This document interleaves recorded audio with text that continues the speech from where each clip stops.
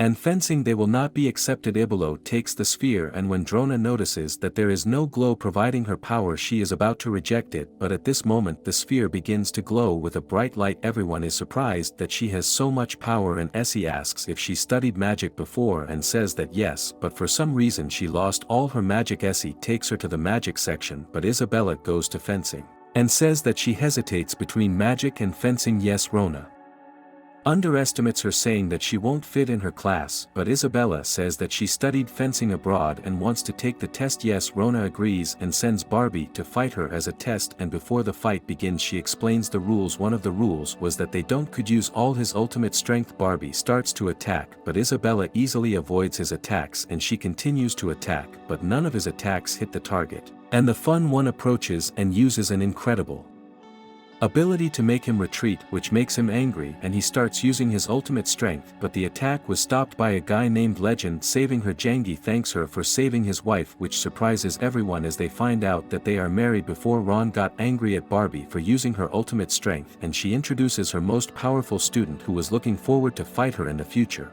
Rona asks if Maki taught her skills, and her answer was in the affirmative, which amazed everyone since Makia was known as the god of the sword. Rona sees that she is very strong and accepts her as a student, but Essie says that she is her student, starting quarrels about that. Which of them remains? Jangi interrupts their conversation and asks to measure his strength, hoping that he has great strength to become the main hero in this world, but minutes pass and the sphere does not begin to glow, even a little. Essie takes the sphere from him and says that she already knew the results from the very beginning, calling him a useless piece of wood. Other students also begin to grin at him, and the knight explains that the term useless piece of wood means that a person does not have ultimate strength, which upsets him. The continuation will be released on my Boost. There are also a bunch of different projects available to you right now, including retellings of various HN Timon and without any censorship, so follow the link in the description and subscribe to my Boost. Hello guys, at the microphone Alice, and this is a new retelling of our manhwa today called My Wife the Demon Queen. Well, where can you read it yourself? And naturally on Remanga.org. Well, where will the link be? Of course in the description. Also there you will find a link to my Telegram channel for it too. Subscribe there. I will find out various news about new projects, but don't forget my Boosts on which all the sequels are released, as well as exclusive retellings of XY Man. You can also find a link to it in the description. Well, now sit back and I'm starting. Enjoy your viewing. The story begins. Sangaya, who blames himself for the fact that he has no friends and that he has no parents, blaming himself for the fact that you don't have parents is a little not clever, but oh well. Tired of games he goes to sleep, but opening his eyes he sees a girl with horns and asks what she does in his house, but she says that she is not in his house. Then he looks around the room and thinks that it is a hallucination. Then he notices other people and realizes that he has been transported to another world. The girl asks the priest if he is really a real prophet, and he says that a prophet should wear a magic ring the same as hers. Sion shows his ring and realizes that the girl also has the same one. He cannot believe that someone without magical abilities can be a prophet, and she is angry because he belongs to the tribe of people. Jangi says that he is nothing, doesn't understand, and says that he bought this ring in a store on his face. Then she tells the priest that he cannot be a prophet because he is too weak, but the priest says that there is no mistake in his call, and Jangi will become a prophet who will save the tribe of demons of the disappearance of the Scions. Without knowing what is happening, asks them to tell him what the is going on. The girl introduces herself as Abella Osa, the demonic queen, and says that on that day they were going to conclude a peace treaty with people, but she did not expect that her commander Lilia would betray her with the help of other people. She was ruined and lost most of her magic strength, but survived thanks to the sacrifice of his 4 strong commanders. Having heard all this and realizing that he is in another world, the junkie decides to become the main character of this story. He asks why she is not hiding in the mountains, but the other girls say that they are running away from people, so she called the prophet so that he helps her, but they are disappointed because he is useless. At that moment Isabella begins to feel bad and turns into a girl similar to a person. The priest says that this happened because her aura has completely dried up, and they blame Jangi because she has used up all of her energy for his call. At this time some gentlemen appear and say that people are already inside the world and they accompany Isabella so that she can leave, and the priest remains to buy them time. Isabella asks him to leave with her, but the priest is already preparing their teleportation, crying. She tries to hold him back, but he was already carrying them to another place. At that moment the door collapses and tall Angus appears asking where the demonic queen is, but she has already left and plans to take revenge, so they decide to run away for now, but they are attacked from behind by people and the girls plan to sacrifice themselves so that Isabella can leave. Jangi promises that he will protect Isabella and takes her hand so they can run away, but she wants to stay and fight and die with them. Jangi says that if she does this then their sacrifice will be in vain. While they run away they meet human knights and Zabila jumps out of Jangi's hands and attacks knights for killing her subordinates. Jangi stops her and apologizes. The knight says that he heard that demons were brainwashing people and they planned to kill them because they thought that they were working for the demon, working for them. They were not subjected to manipulation of consciousness. Isabella wanted to kill him for what he forced her to bow to the man, but he says that in this way they could survive and then take revenge, but the knight still wanted to kill them to get a reward, but then a guy appeared who stopped him and ordered him to go with his troops. The knight, noticing that he was the leader of the white squad, did not want listen, but as a leader he didn't have the authority to kill them. Then the others decided to run away. He introduced himself as Surf News, leader of the White Dragon Squad, and asked them when the demons captured them. Before Zangi thanked him for saving Surf News, ordered him to answer first, otherwise he will kill them. Zangi says that he was captured when he was 6 years old, and introduces Iziobald as his wife and says that she was captured by demons. Surf News ultimately believes him and offers his cloak so that he can cover himself since he was naked, and leads them to the city of the tribe people, but Isabella does not want to go and Zangi convinces her to go. The next day they arrived in a city where Zangi was surprised to see how people respect the knights, and forgot changing her name on the willow so that she would not be recognized. On the way they meet a guy from the royal family named Tollsbury. When Surf Skate he orders his knight to go to the royal palace. Zangi asks who he is and the knight says that he has a higher rank than Surf Skate and the regent supports him in making decisions, so he stands above all the men. Surf Skate, when Thickberry notices that he is not the leader of the Red Squad Dragon, he despises him, but Surf him why the Red Dragon Squad identified them when they had to sign a peace treaty with the demons. Telephones Berry says that the order of the new king was to kill the queen of the demons. Then the father of Surf Nusagari Doto, who was the main one in the empire, comes. His name is Jiru and he says that he heard that his son is in the city and decided to come and say hello to Zangi. He is amazed that Surf Nusa's father is an important figure in the kingdom. The knight says that Jiru is close to the king and he and the regents have completely different political views. At this moment the sound of a trumpet is heard as the detachment has arrived. A red dragon with the head of a priest pierced by a sword. Looking at this, Isabella wanted to kill them all, but Zangi calms her down and looking at Angus promising that he will kill him. Angus thought that Gyra came to greet him, but he says that he is going to see the king and they go together to him. His son Barbie comes up to him, but he threatens him and says that if he continues to play he will kill him, and they left without him. Then they decide to leave the human world and lead them to a new house. Zangi is surprised at how big this house turned out to be.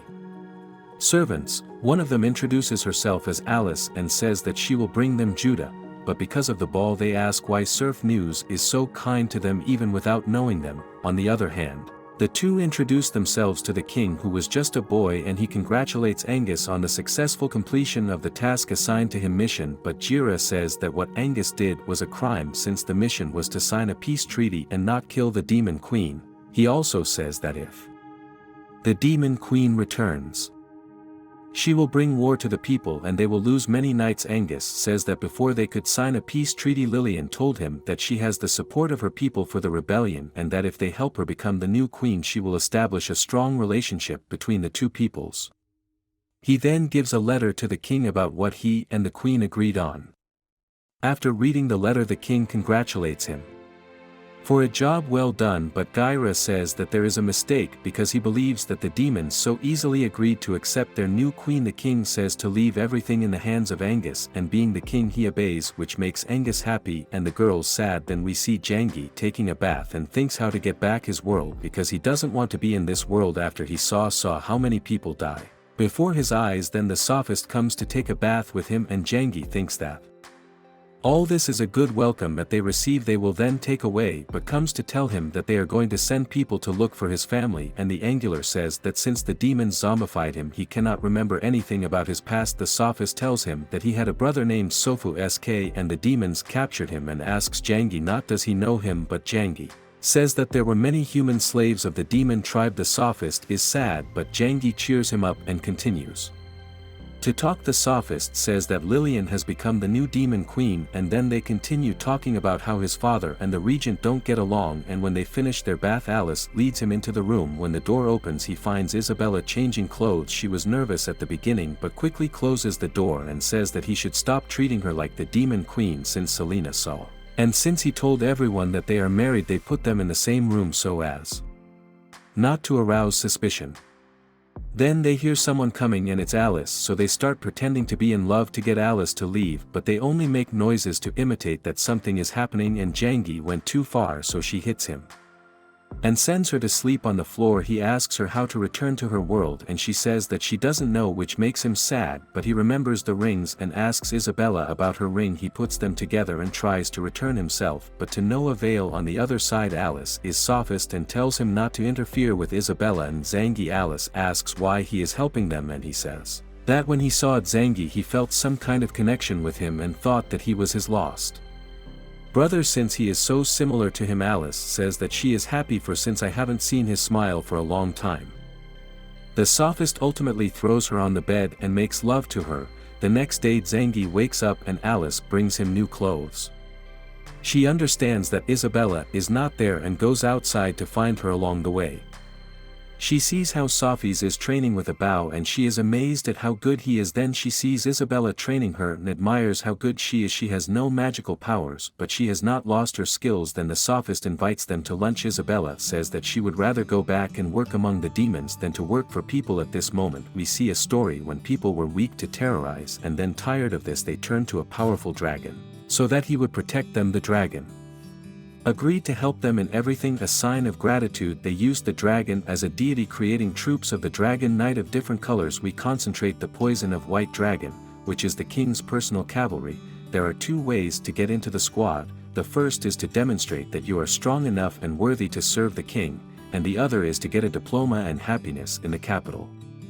Isabella says that she wants to become an excellent student in this school to become stronger and Jangi thinks that this is the only way to get out of the kingdom of people. She says that she wants together and Jangi is scared and covers for her, saying that they want to save other people locked in a tribe of demons. The Sophist at first does not agree because the battles are not as simple as he thinks. But Jangi says that he has another goal. After graduating from school they want to help him and his father lead a tribe of people and pay them for their help. The Sophist finally believes him and agrees to enroll them in school. He notices that Isabella has a talent for school but suggests that Jangi take up cooking instead of wrestling.